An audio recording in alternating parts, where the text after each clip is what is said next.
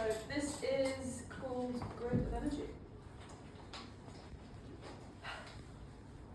How much fun can I have until I go to hell? Or at least until my mind disappears into itself.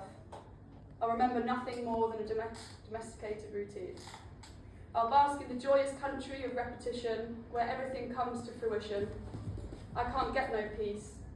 Trotting and chatting around a looped M25, I smile for a while in advance of my digestion of this conversation we've been having for 64 cold years. Somewhere between the floodgates of my left atrium lie the slippery membrane of my temporal lobe, lie the superficial thoughts of my id. Whoever I was before the world made this girl this way. I'm not the same person as I was a millennium ago. Not since Natalia instructed me to thud my chest for circulation, so every morning at 9, I transform into a silverback and my spine spits itself into a larger replica. Different, but the same. The rattling you hear when you hug me would be my discontinued sternum, a chamber that holds the melancholy ash of my bones. At this point, it's already a year later and due a clear out. Half disintegrated, half unmovable. Altercations fling my morals down a belligerent discourse, carving at the sides of my ribs. You can see what I ate on the way here. 3 panic attacks and a coffee. I've decided the benevolent powers of vitamins can only do so much in a time like this, especially when the spirit in which I am written in is dazed, and so is the rest of the world.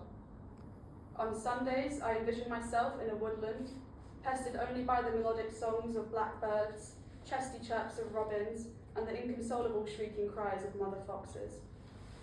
Tickled by native flowers, I become giddy in my pursuit of happiness.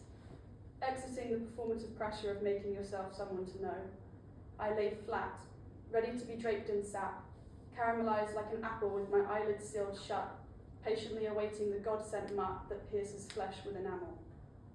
Horrendous yet magnificent.